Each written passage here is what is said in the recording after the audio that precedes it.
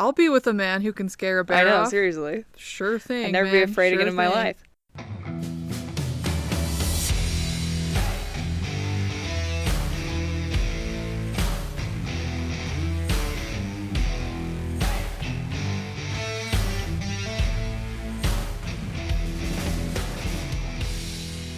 Hi, I'm Chansey. And I'm Lila. And this is for Criming Out Loud.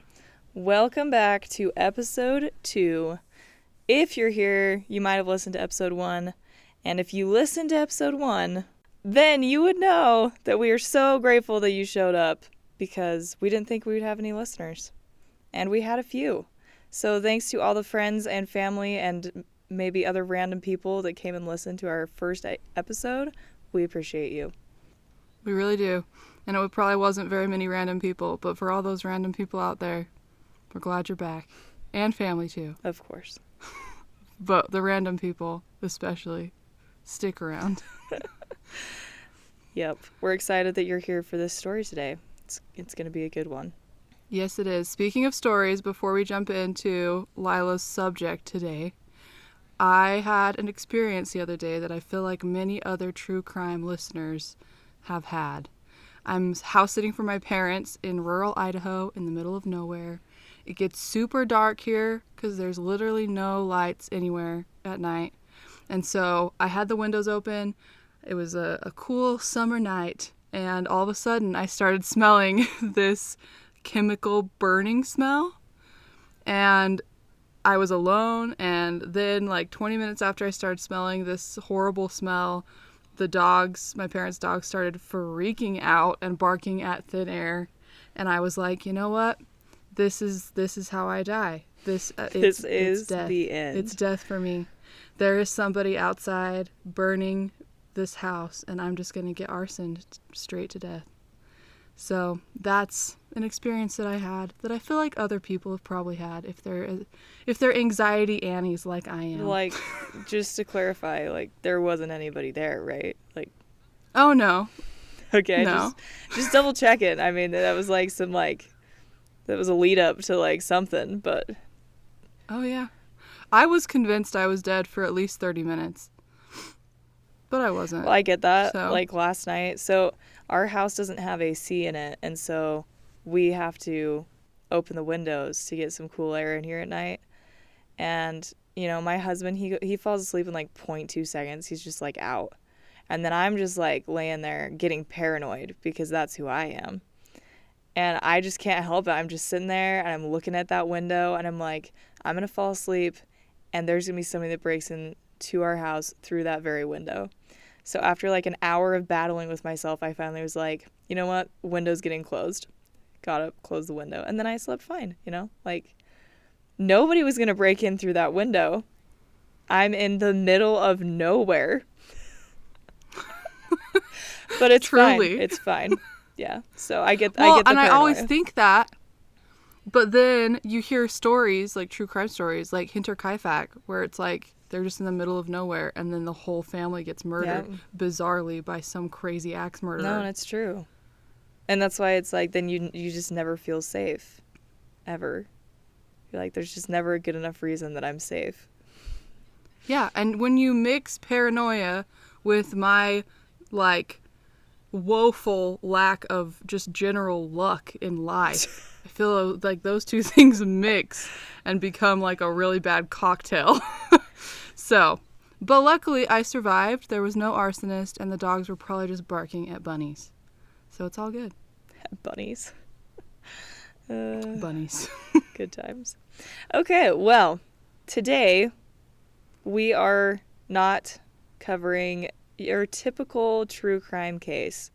Today, we are covering the case of more of like the mystery of Dyatlov Pass. If you haven't heard of this case, which most people, actually I can't say most people, I heard about it, I don't know, a couple years ago. And then I felt like silly because I had never heard of it. So hopefully you haven't heard of it if you're listening.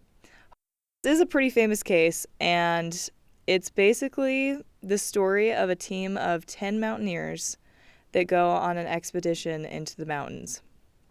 And their goal was to reach the top of this mountain called Otorten. By the way, this is in Russia. Anyway, in Russia, it's called Otorten, and they anticipated that this journey was going to take 14 days. And this route, because this was like in the middle of the winter, was a Category 3. And the Category 3 means that it was the most difficult that a journey could be. So these people were like, they were doing the thing. They're doing the thing, They the were hard just gonna thing. Go do something super Yeah, hard. no, exactly. I found out that Otorten, the name of this mountain that they were going to climb, actually means don't go there, which is interesting. It seems kind of like the mountain knew something that maybe this group of people didn't, because the reason this is such a big mystery is because there's only one member of this team that makes it out of this experience alive, and the remaining 9 people, they never return. They never return from this journey, this expedition. And even though their remains all get uncovered, still to this day, 65 years later, it is unknown exactly what happened to this group of people. That's what we're talking about today. And this case blows my mind. I mean, like, I am so excited for this case. I've been researching this, and I just obsess over it because, and you'll see when we get to it, but there is no logical explanation for the events that I'm about to describe. It makes no sense. Hang on tight. Here we go. We're going back. Like I said, this is Russia. We're going back to January 25th, 1959. This is where our story begins. And on that day, the Dyatlov team, which consisted of 2 women and 8 men, they would meet up to begin their expedition. They first had to board a train that took them to Ivdel, and then the next day they took a truck that took them to Vizhay. And this was a town that was on the very edge of civilization, and this would be their jumping off point for their expedition. So, before I get into the days of their expedition, just important to note, all of these individuals are very, very experienced people with hiking and mountaineering. And when I say hiking, I mean backpacking, days on end trips hiking. Not my version of hiking, where you take a little jaunty nature walk for a mile. Not that. It's actual hiking. No, yes, they would.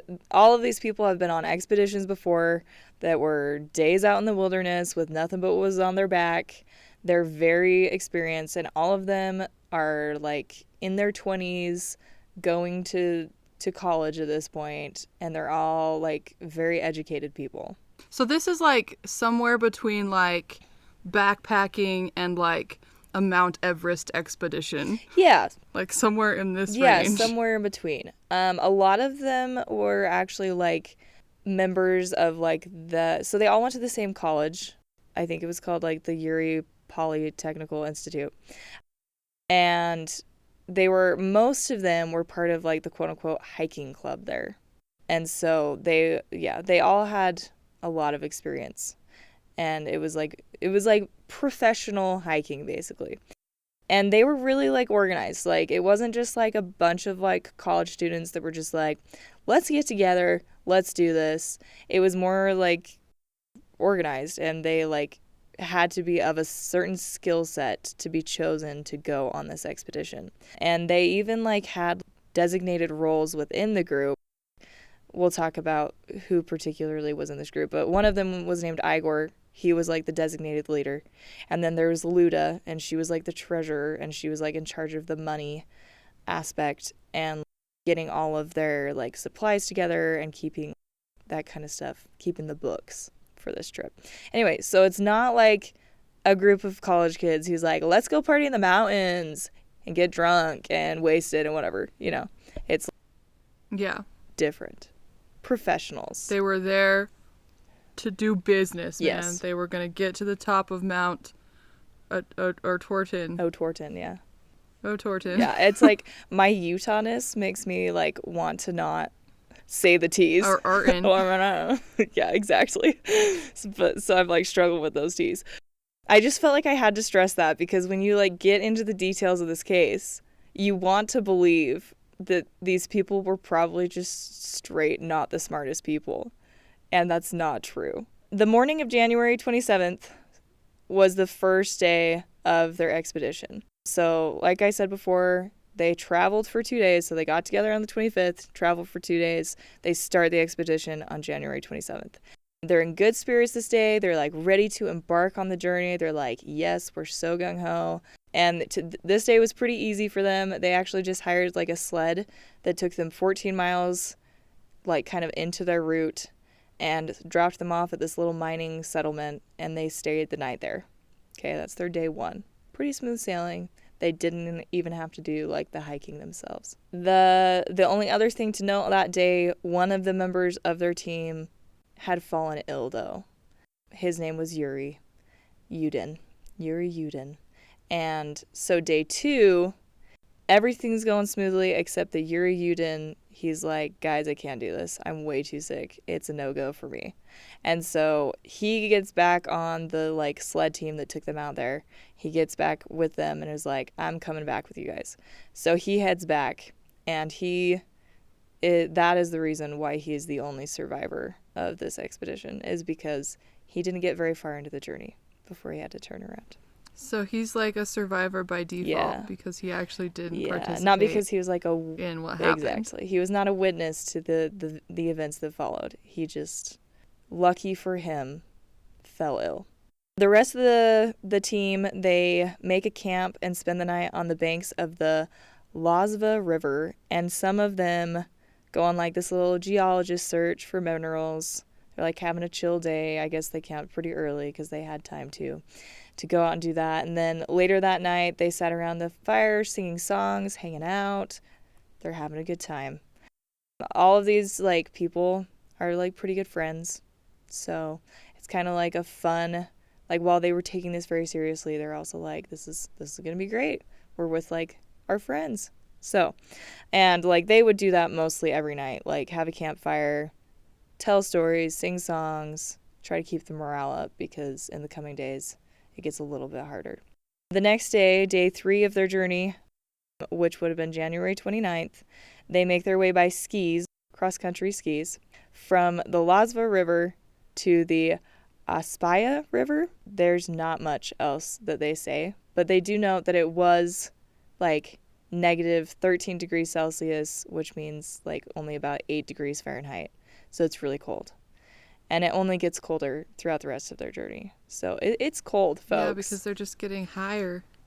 And it's the middle of winter in Russia. That seems glacial. Yeah, so it's freezing. And, like, just so you guys know, it's kind of funny. Like, I'm getting all this information from their group diary that they kept. So some of these days there's paragraphs, and that's because it was like the 2 days that the girls of the group took the diary and wrote, and they wrote. And then most other days when it's the men of the group, they write the barest minimum thing to describe what was going on. So yeah, that day that was all that was said, is that it was cold and they made it to another river. On January 30th, the next day, 4th day, they travel again for the whole day. They camp at night. Nothing is particularly noteworthy. They do comment on just a few things. They comment on the fact that the snow is about 4 feet deep that they're traveling on, and the wind is picking up like mad. They also mention that there's like this dude that they saw. He's like a manzy hunter, and they're like following his trail. They see him at one point. They're following his trail. He's like hunting deer. I didn't know what a manzy was. A mansi. That means a forest person, which I guess is their like way of saying like a native to the area. Okay, so like an indigenous person from that area. Yes. Okay. That's about it. They sleep that night next to their campfire. Day 5, the weather gets a bit worse. The wind like is now blowing hard enough that it's blowing like snow from the trees, and it makes it feel like it's actually snowing in their faces. They wake up pretty early at like 10 a.m. and they move pretty slowly. They couldn't see the trail anymore that they'd been following, and so it was really difficult. And they were only traveling about 1 mile every hour. So it's really pretty slow. On average, people walk a lot quicker than that, but trekking through the snow is obviously much more difficult. So at around 4 p.m. that night, they start looking for a place to camp. And on this day, they also take a minute and they make what they call a labesse. And a labesse is basically like a storage unit in the forest. Because at this point, they're a day or two away from actually starting to ascend the mountain, right? Up until this point, they're just trying to get to the base of the mountain. And in about a day or two, they're guessing they're going to get to the point where they're ascending the mountain. And when they do that, they don't want all of their gear for the trip back. And so they unload all of that gear and put it in this labesse so that it'll be there on the way back, but they don't have to like trek up the mountain with it. They make that. It's like a little thing they have in the trees. I'm pretty sure they did that because from here on out, there's not a lot of trees. And so they needed to hide it like somewhere like where like a wild animal wouldn't happen upon it and eat all their food. Yeah, so then that's about their evening. They sleep by the campfire again. Same old as the last couple nights. Just in case you guys are interested, listeners, most of my source for this case was dyatlovpass.com. And if you go there, you can actually see a bunch of pictures of their trip because they found cameras after the fact and they were actually able to develop the film. So if you're curious about like what these people looked like, it's actually really fun because you can tell how like tight-knit they are when you go and look at their pictures. And it's also super eerie when you realize that this was the last day that they would all be alive and they didn't know it because they're just snapping pictures, having a good time, and little did they know so haunting. This is the last day of their lives. The next day being the 6th day of their journey, February 1st, this is the last day that we have any record from anybody, any member of the Dyatlov group. That morning they have a late start. They don't really say why. They go only for about 2.5 miles.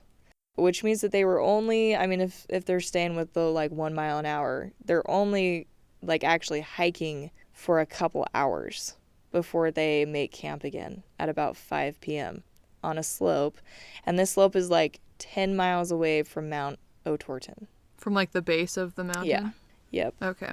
So there's still a little bit of the ways out. And they've left the tree line, right? Yes. Yep. At this point, like they've left the trees behind. So they're on the slope leading up to the base of Mount Otorten. Yep. It's kind of like a clearing area. Okay. They set up a tent on the slope. They eat dinner at like 6 or 7. And then the last thing that is like mentioned is that 2 of the members, Semyon and Nikolay, they both leave the tent to go like relieve themselves. And they think that while they were gone, something terribly wrong happens that ends in the deaths of all of these 9 individuals. Like I said before, we don't know what it is. But they believe it was at that time that disaster struck. So, February 12th, which is 11 days later, because February 1st is the last time that we hear from any of them, February 12th is the day that the group was expected to be back, or at least was expected to be heard from. They were actually supposed to send like a little telegram thing back to all their fellow hiking club members to be like, woohoo, we did it, we're back. And that telegram never came. Nobody was particularly worried for about 9 days, which seems a little long to me. Apparently it's not uncommon for these kind of expeditions to take a couple extra days, but I guess it took a whole 9 days for them to finally get a group together and they go and start to search. So on February 21st, search parties, which were made up of just fellow school members and staff of the school, go and they start to search for the Dyatlov group. Later, the government does get involved in the search efforts, but not at the beginning. What they find is totally baffling, and as I've said before, still unexplained to this day. 5 days in, on February 26th, the search party, it took them that long, they discover the tent on the slope. And this is where, once again, they believe the tragedy started. And when they look at the tent, it seems very obvious that this is where things went wrong. Because the search party comes upon the tent, and the first thing that they notice is that the tent has been cut open. Just like slashed basically in half. That's not great. That's not great. But what they didn't know at the time looking at the tent was that it hadn't been like slashed from the like outside, like somebody trying to get into the tent. When they took the tent back and they studied it in a lab, what they noticed was the tent had actually been slashed with a knife from the inside. So, like, the people inside the tent had used a knife to get out of the tent instead of just, like, opening the zipper. Yeah. Well, that's ominous. Why would you do that? So, yeah, we're already off to, like, a weird, what the heck's going on here? They, at this point, didn't think that this necessarily meant that anybody was in danger. Because remember, they don't know it's from the inside. So it's like cut in half. Maybe something weird, crazy happened. They don't think that everybody's not alive at this point. Yeah. I mean, you wouldn't just assume that 9 people just are dead because their tent looks a little bit torn in half. Right. And so they continue to look at the scene, and what they notice is that all the members' like outer clothes, like their winter wear, has been left inside the tent, along with most of the things that they would have used, like a weapon or something in self-defense. Like if they did run into some trouble, you'd think they would have brought something with them like that. But all of the little axes and most of the knives had been left in the tent along with their winter wear. Well, at that point, I would assume that they were all dead. Yeah, so then it's starting to look like not so great. They left all of their, it's like -8 degrees Fahrenheit minimum in these mountains. Yeah, and they left their clothing. And they left all of their winter clothes. I would assume they're just dead. Yeah. They also left behind like their first aid kit, which you'd think like if something terrible happened, they would probably take that with them. Like if the tent is slashed in half, and from their perspective, they think it's from the outside, because that's what you'd have to believe. It's weird that they leave like a first aid kit behind, because you'd think somebody would be injured. But they didn't take that or anything else that they needed. So then they keep looking around, and what they see is the leader of the group, Igor Dyatlov. His jacket looks like it's been taken off right outside the tent, which again is weird. So he like just shrugged it off and just like left it laying on the ground. Which seems weird. After tearing the tent open, maybe, with his knife. Yeah, which we know now. Cool. Yeah. And then they also found his flashlight pretty close by there, still working. It wasn't on, but it was still functioning. And what was weird about this flashlight was that it was on top of 10 centimeters of snow.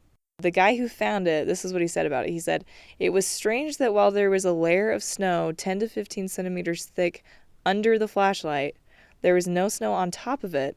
It had snowed slightly and had landed on either side." In my mind, I'm like, that flashlight had to have been used at some point after the fact.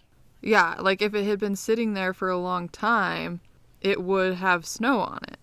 But it should have been sitting there for a long time. Well, what's crazy, though, is that once they discover all of the bodies and they do autopsies on them and they determine the time of death, we know that it was within a day that all of them died. And in order for this flashlight to be on top of the snow, somebody would have had to be using it within like a day or two of the search party finding it. But all of the Dyatlov team had been dead for, what, like 2 weeks at this point? So it couldn't have been them. So it couldn't have been them. Somebody or something else put that flashlight there. That's what we gotta believe. Next, they notice footprints that are leading away from the tent in the snow. And when I say footprints, I mean footprints. They were not shoe prints. None of these people were wearing shoes.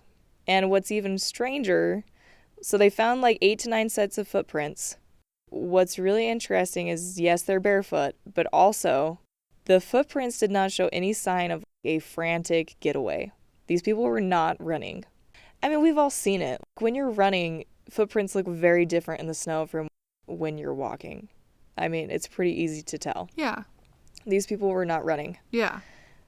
They walked single file down the slope in an organized manner.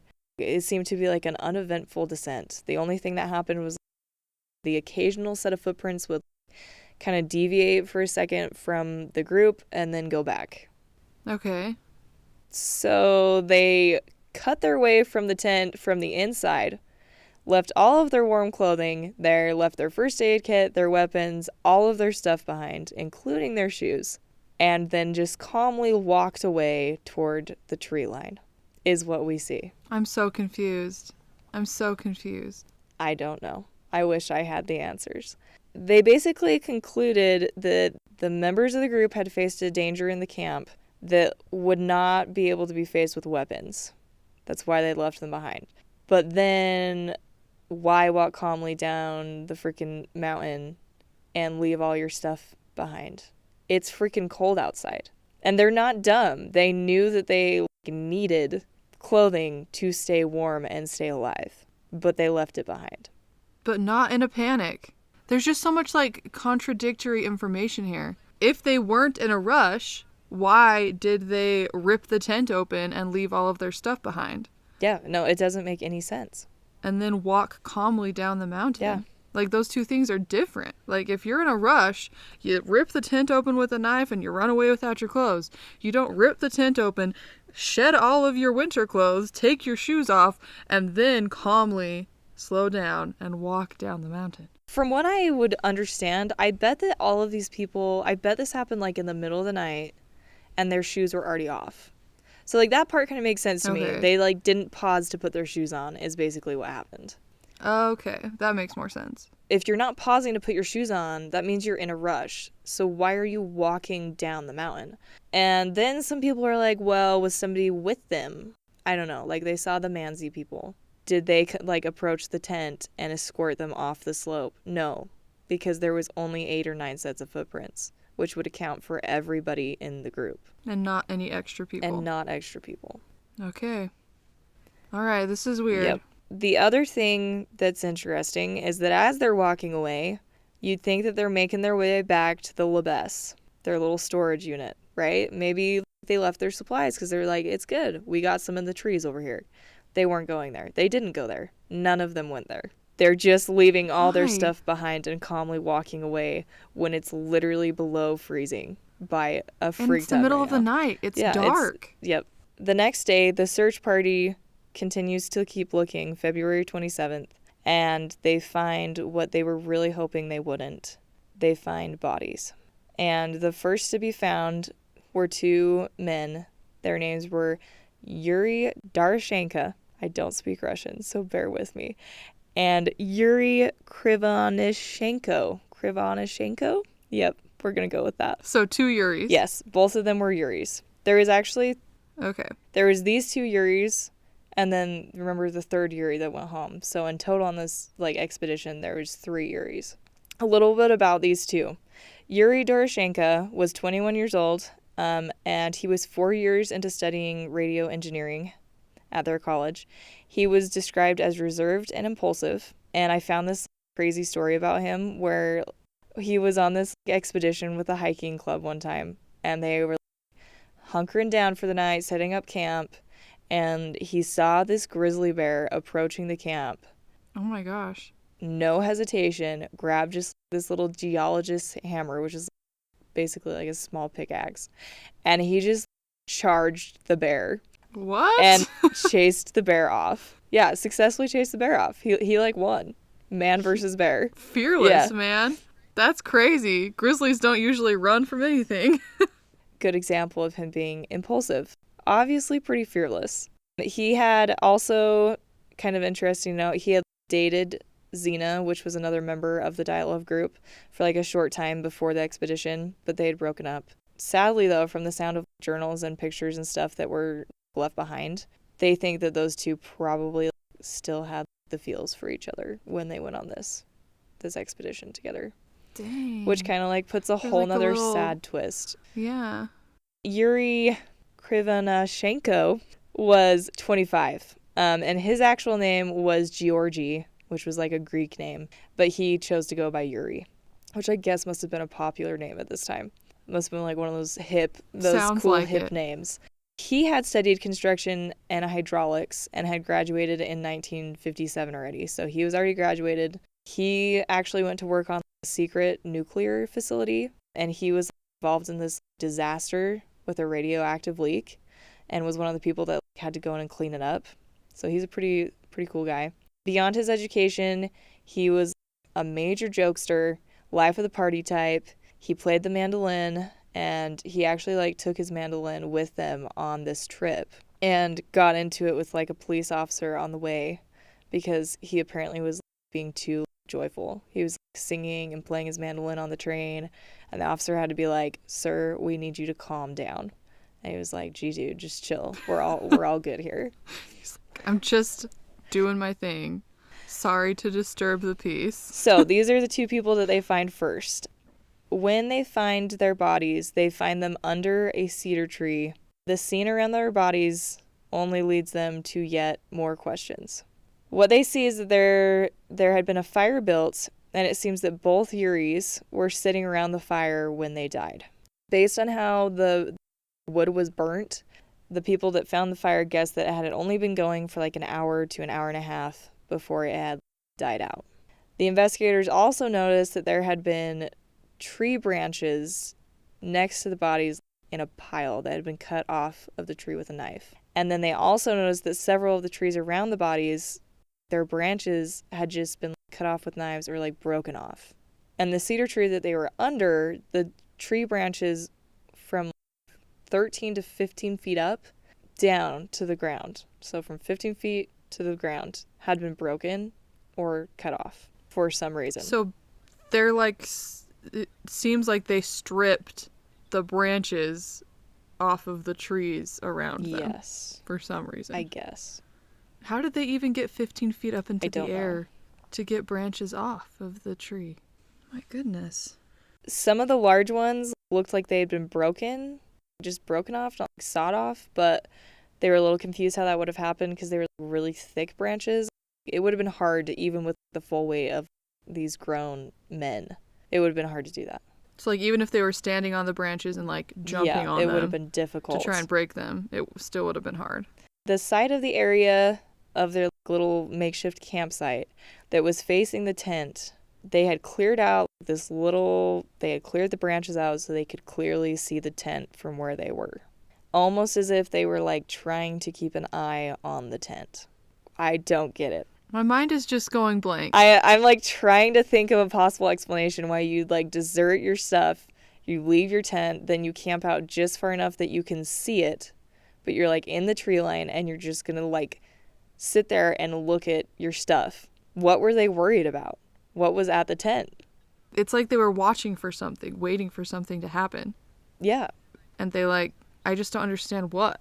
Like what could make them vamoose from their sleep in the middle of the night and walk barefoot and do all this weird stuff. I don't get it. I don't know. The only other thing that they found was they found several fragments of clothing around the fire. So that's basically the scene that they come upon.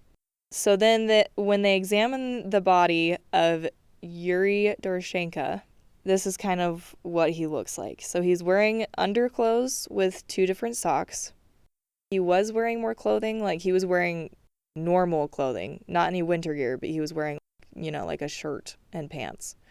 They believe that after these 2 died, their clothes were cut off by the other group members and put on the people that were trying to survive still. His left sock was burned, and he wasn't wearing any shoes, which lines up with the fact that these people walked barefoot. His hair was burned on the right side of his head. He was described as having a purple-brown complexion. His ears, nose, and lips were covered with blood. He was covered in several minor cuts and abrasions, along with having several bruises on both his right and left legs and arms. I don't quite understand what they mean by this, but according to the experts that were the medical examiners that were doing the autopsy on his body, they believe that this was caused by him hitting himself on rocks and surrounding objects while he was like in a state of agony. That was kind of their words. Feels like that's just a best guess, but yeah. These people are freezing to death, right? If you're freezing to death, yeah, do you go into like a state of agony like that where you're like flailing around? And I don't know. I've never heard of somebody in the midst of like hypothermia doing that. But that's what they said caused all of those like cuts and abrasions all over his arms and legs. Well, it's also like, why is he bleeding out of his nose, mouth, and ears? That's weird. His fingers and toes, they're all extremely frostbitten. That just goes to show how cold he was. And they said that if he had survived, he would have required amputation of all of his phalanges and toes. These people were Dang. cold. And they were literally watching their tent with all of the stuff that could have saved their life, unwilling to go and get it. They were just watching it. Something scary must have happened because in order to like overcome their need for survival, they must have weighed the options and decided it was more dangerous to be over there where the tent was than to be freezing to death like a mile away. Yeah, it's mind-boggling. If you can literally see the thing that's going to save your life, wouldn't you go and get it? Obviously, something was standing in their way. Apparently not. The craziest thing that they found was that he had gray foam on his face, which they believe would have been caused by a pulmonary edema, which is basically buildup of fluid in the lungs. And they think that this would have been caused by somebody or something pressing on his chest cavity with like a lot of weight and force. So basically like crushing him. Yeah. They offered up two explanations for this. They said that this was like a common interrogation tactic by Stalin's secret police, which seems okay. Yeah, exactly. A little bit far-fetched. They also said it could have happened if he fell from the tree, which seems a little bit more believable to me. Like maybe he's climbing the tree and that's why all the branches broke off and he falls and he does this really bad injury. Yeah, that makes more sense to me than somehow the Russian police finding them on this mountainside. That's what I would think.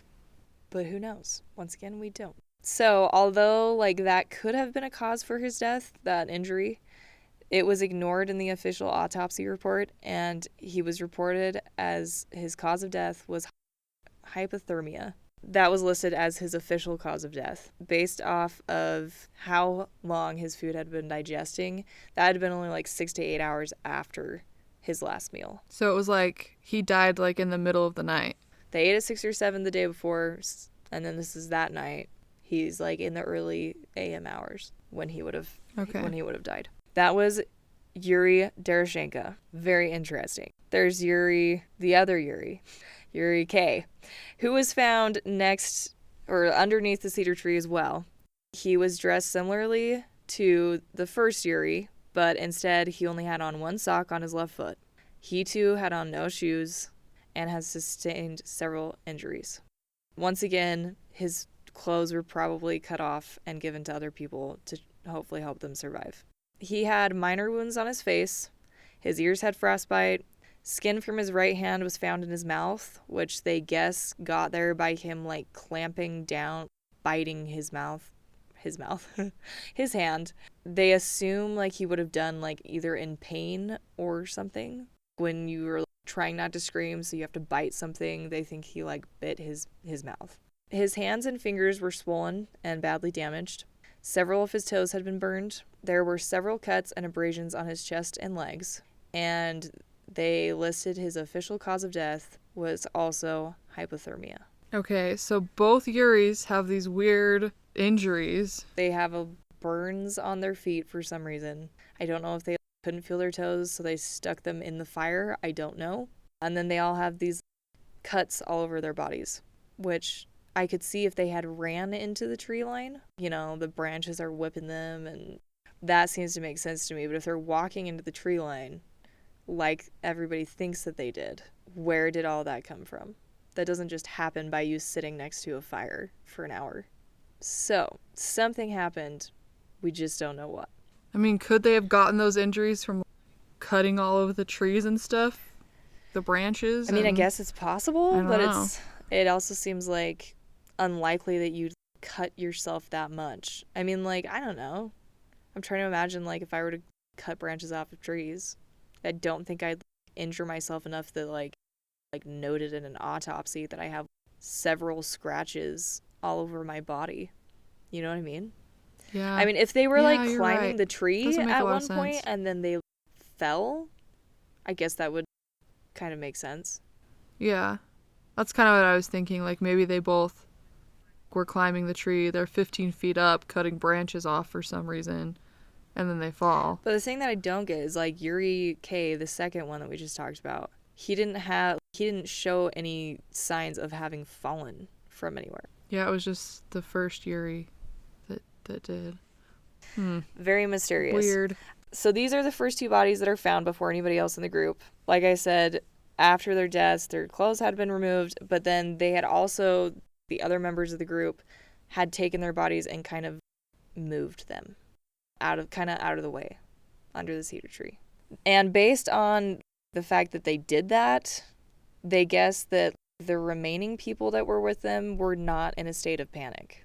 Because if you're in a state of panic when these 2 had died, you would have not taken the clothes off of them, and you would have not moved their bodies. You would have just gotten the heck out of Dodge. Yeah, like you wouldn't have taken the time to do that. Yeah. You just would have run. 2 more people were discovered later that day, and the first to be discovered later was Igor Dyatlov. Interesting to note, you may have noticed that is the name of this case, is the Dyatlov Pass case.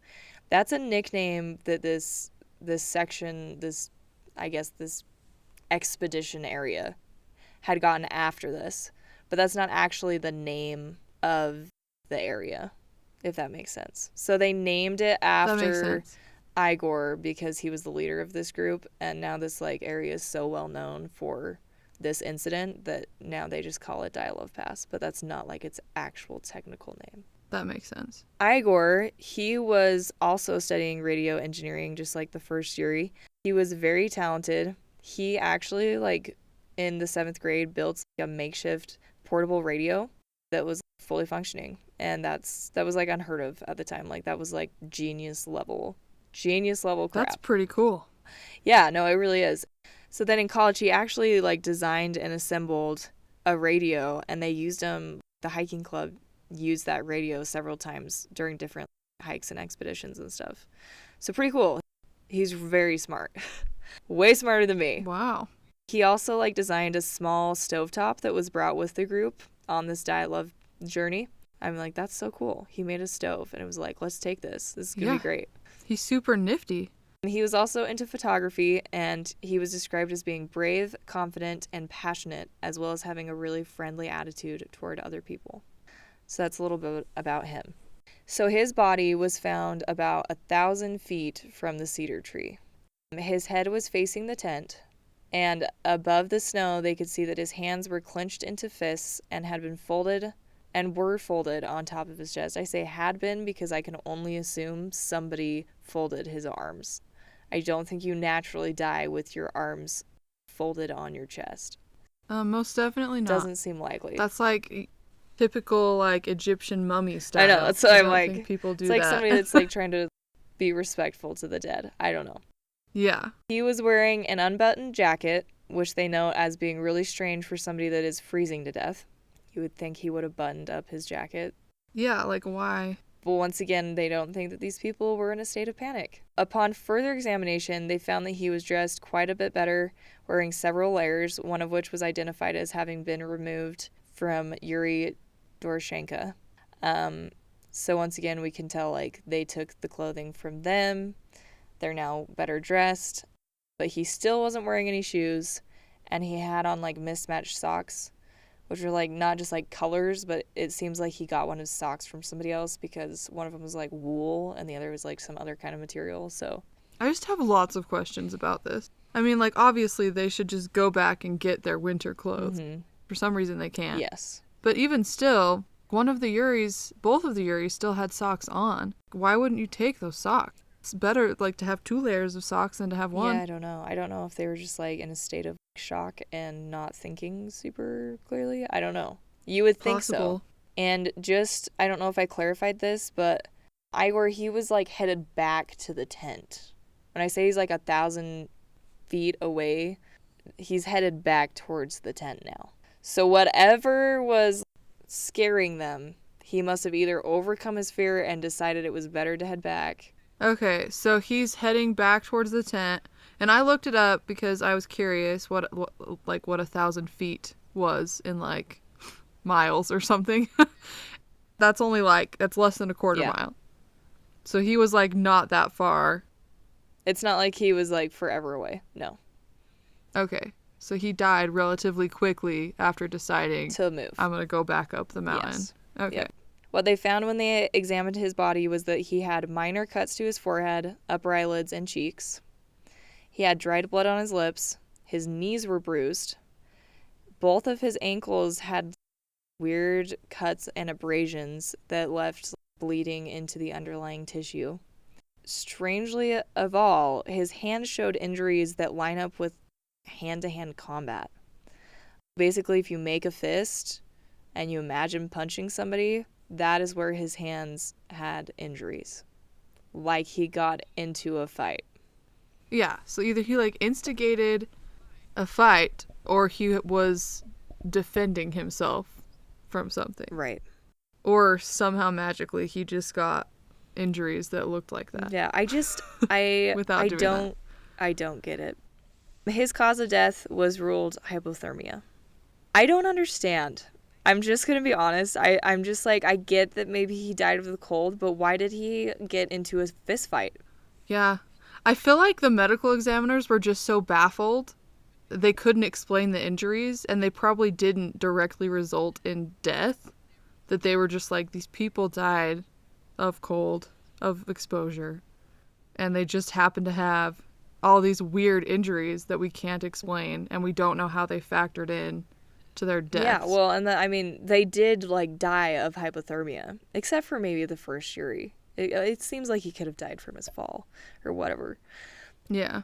There's just no logical explanation for them having other injuries. Like if they died of hypothermia and that's really what happened, is they couldn't go back to the tent and they're just sitting there freezing to death, they wouldn't have injuries like this. Yeah, like hypothermia doesn't equal like a manifestation of physical injuries outside your body. Like that's not how it works. It freezes you, but you don't become like, you don't get defensive wounds just sitting there. Like something happened. Yeah. Like I don't know if they were fighting each other or something else, but something happened. It's interesting, like his knees are bruised. That sounds like he fell down at one point. And it seems interesting to me that both of his ankles have abrasions. Like it's not just one of them, like he cut himself. What did he do? It's like something was like around them or something. But there was no sign of anything being like tied to his ankles. Yeah. I don't know. It's very interesting. So weird.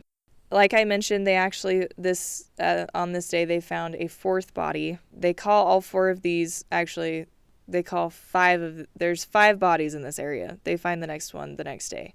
But the last one they find this day, they all call these the cedar tree bodies.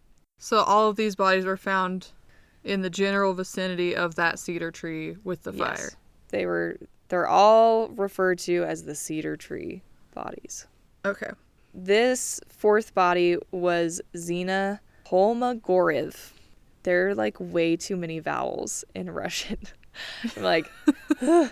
Anyway, she was at this time, she was 22 years old. Like Igor and the first Yuri, she was also a radio engineer. And she had been a leader on many of her own expeditions. I want one of those things that the 4 strong guys carry. One of those little huts. Like a Cleopatra had been like, I'm okay. I'm just going to carry my stuff the rest of the way back. Like she wouldn't let anybody help her. She finished the expedition with like a snake bite.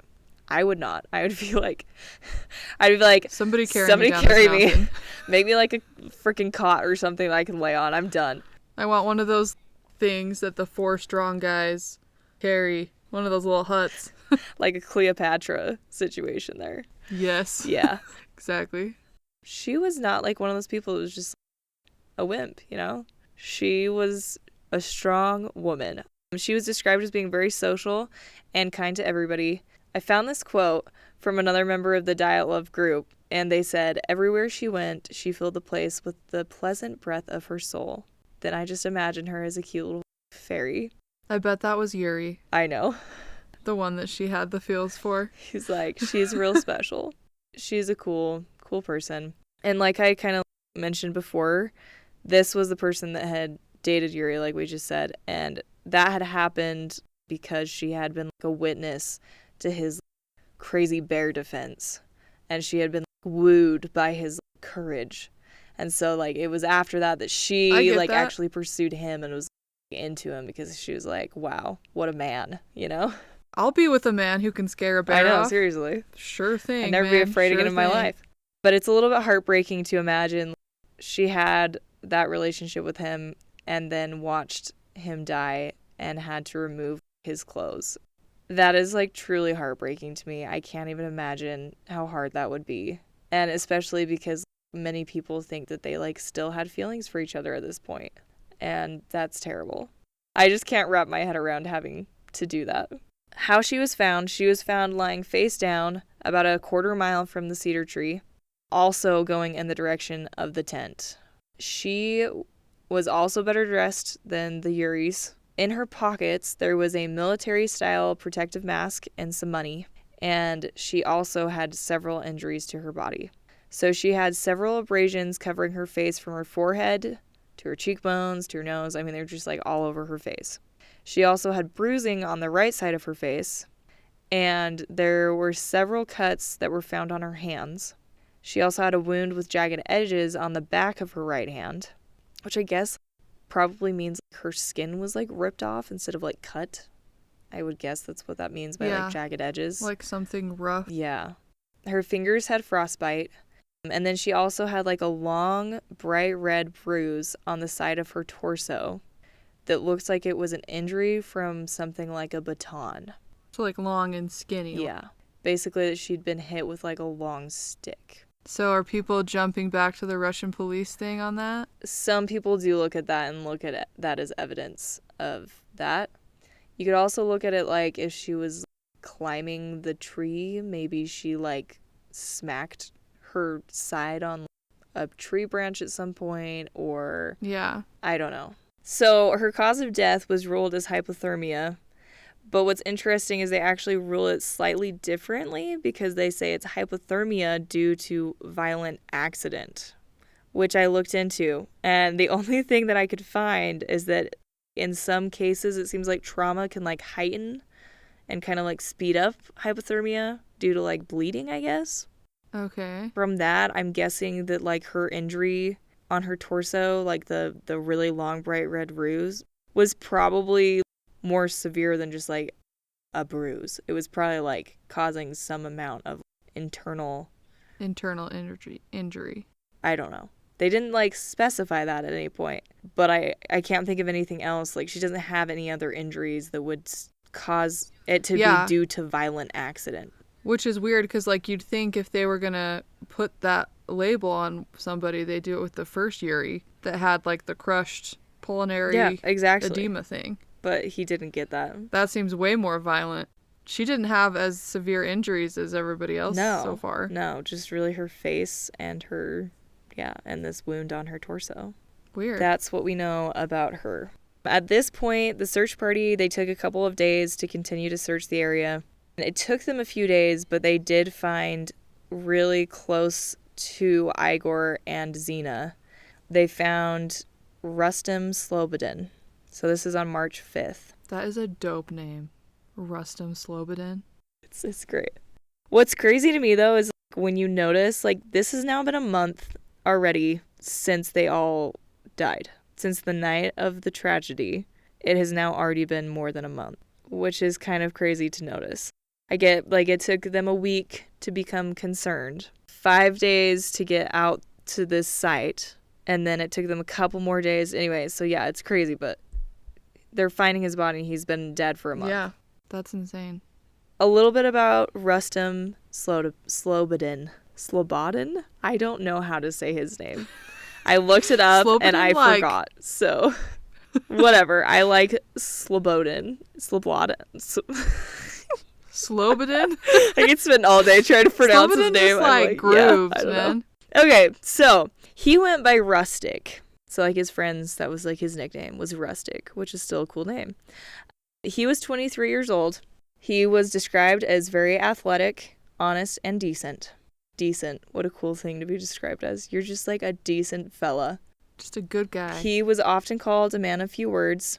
He was a long-distance runner, and he played the mandolin. He also often took long hiking trips, not necessarily even like with the hiking club, but even outside of that. And one of those trips he took was with his father, and they went 300 kilometers, which is 186 miles through the mountains. They trekked, which seems like That's nigh insane. impossible to me. I can't even imagine 186 miles of walking. But they did it. And they did it passing through like native lands that were pretty dangerous to be in at the time, because the native people were like not a fan of other people. Of Russian people. Despite those obstacles, they did it. They completed that really crazy journey. So this guy, he knows his stuff. He knows how to be out in the wilderness. Yeah, he knows what he's doing. There it is. There's Rustum, or Rustic. So he was found 480 meters, which is approximately, roughly, also about a quarter mile. It's pretty close, from the cedar tree. Okay. The reason he took so long to find was because he was covered in 20 inches of snow, lying face down. It's fascinating to me that the other people weren't covered in snow. No, which would make you think that like they were alive longer, but there's like actually no evidence besides the snow to support that. Because this is another thing to clarify this. These three bodies, Igor, Xena, and Rustic, they're found really close to each other. Xena is closest to the tent, like she got the furthest towards the tent.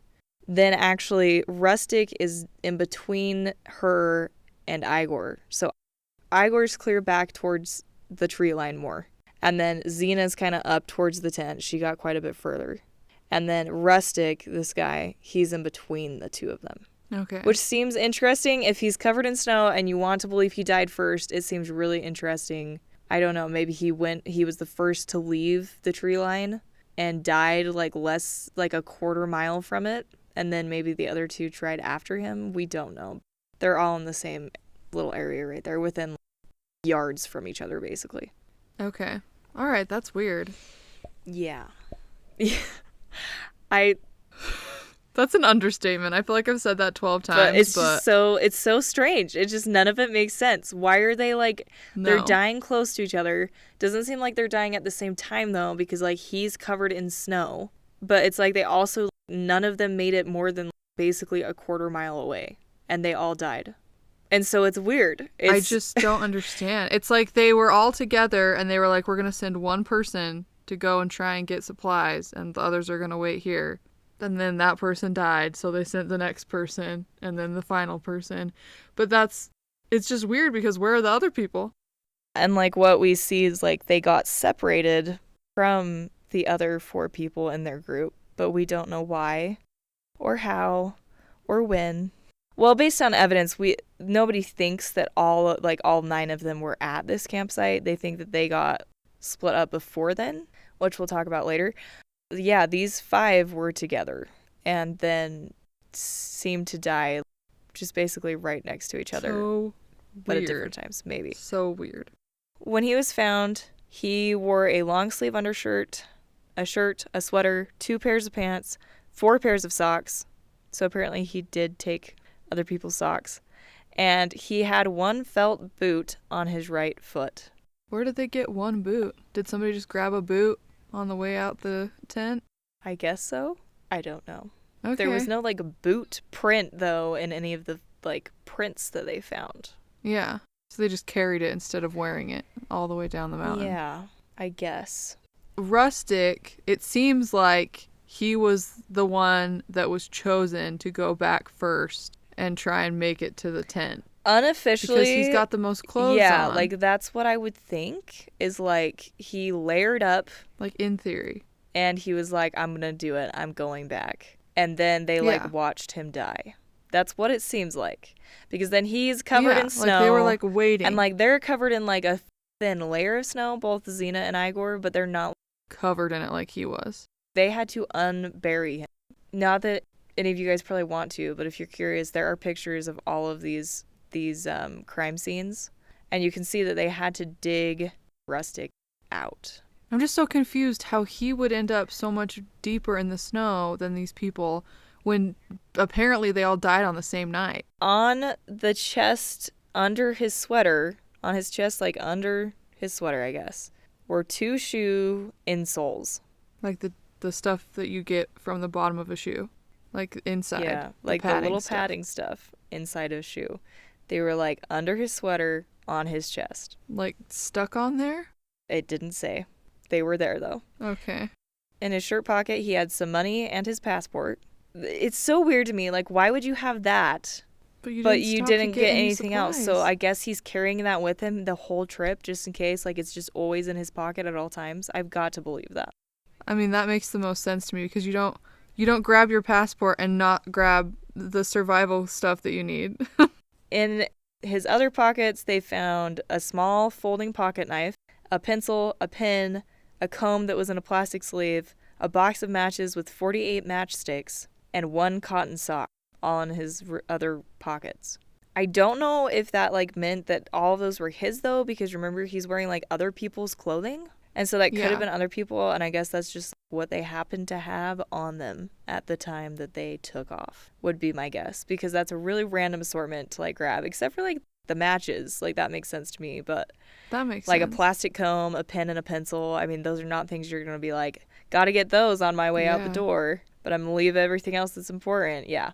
The injuries that were found on him during the autopsy were these. He had hemorrhages in the temporalis muscles, which I looked up. That's the side of his head. Yeah. He had minor brownish red abrasions on his forehead. Does that like indicate bruising or something?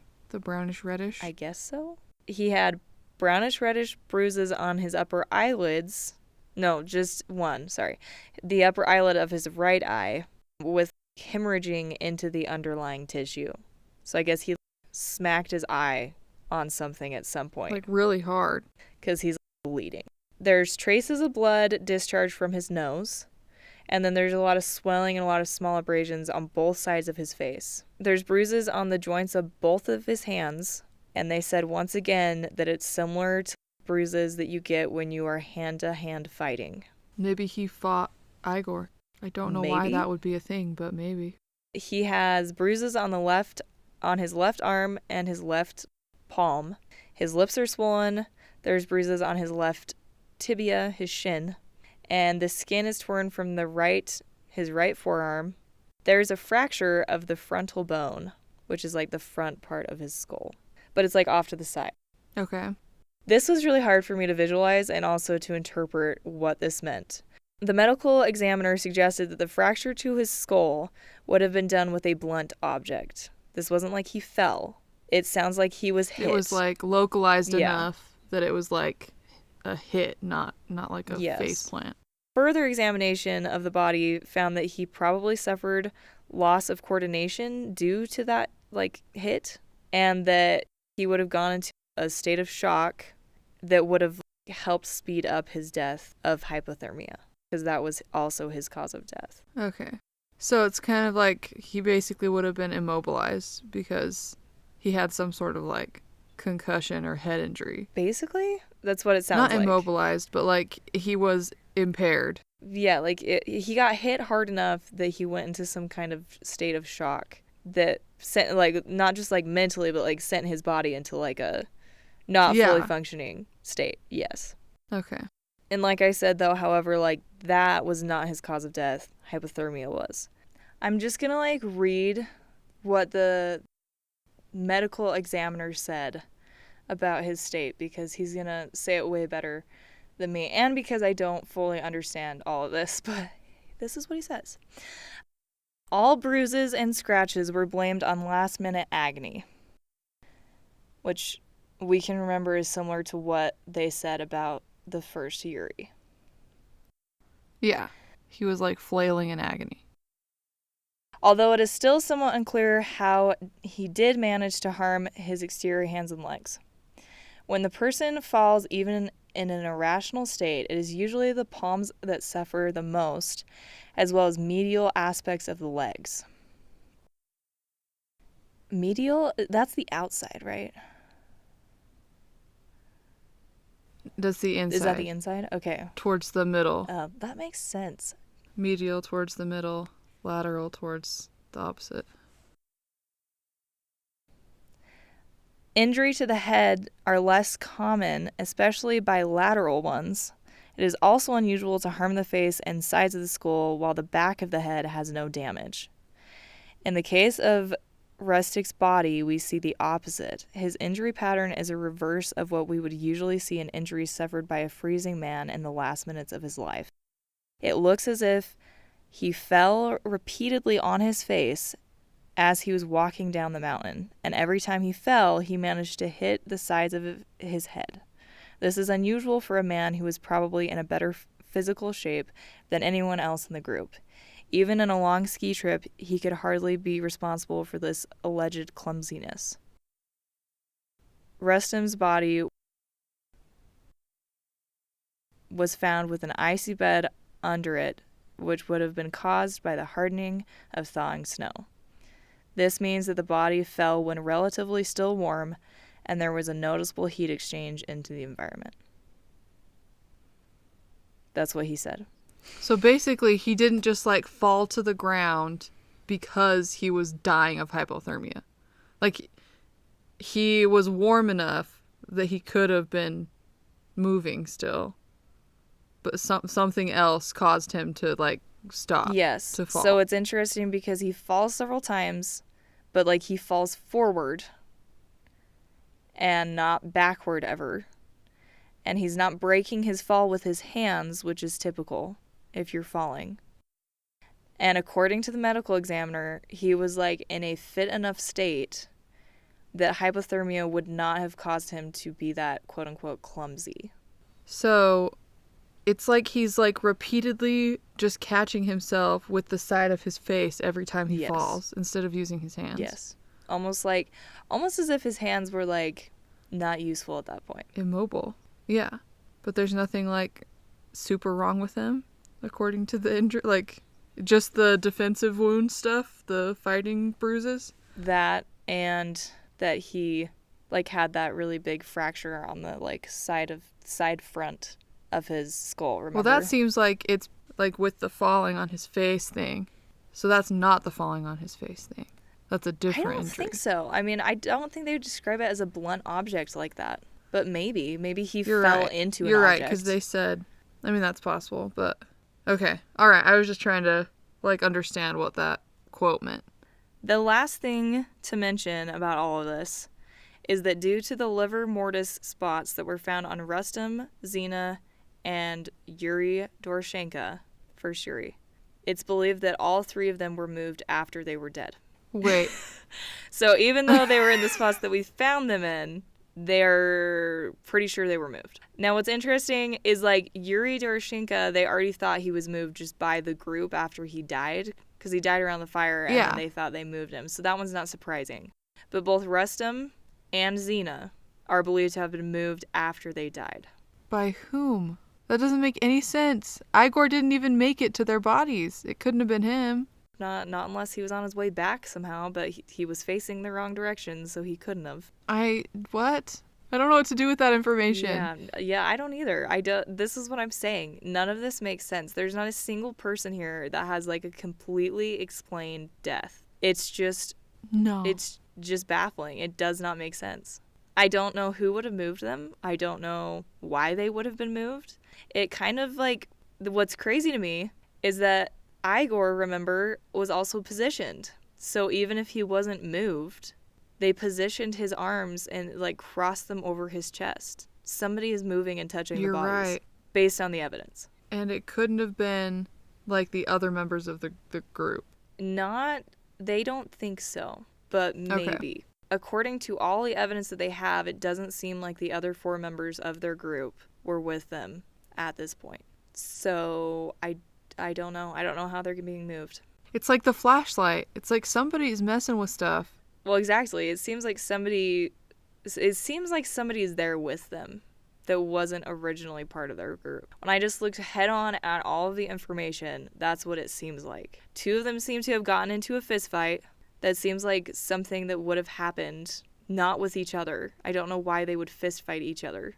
And then several of them have weird injuries that could have been caused by somebody like else hurting them. Attacking them. Yeah. But there is also no other evidence of anybody else being there. There's nothing else left behind that like wasn't supposed to be there. There's not even like unusual footprints or boot prints that are discovered in these areas. I mean, they see the footprints of the group themselves leaving the tent like we talked about. There's no, like, boot prints that they were like, oh, these look like somebody else was walking around. There's no other tracks to indicate that there was somebody else with them.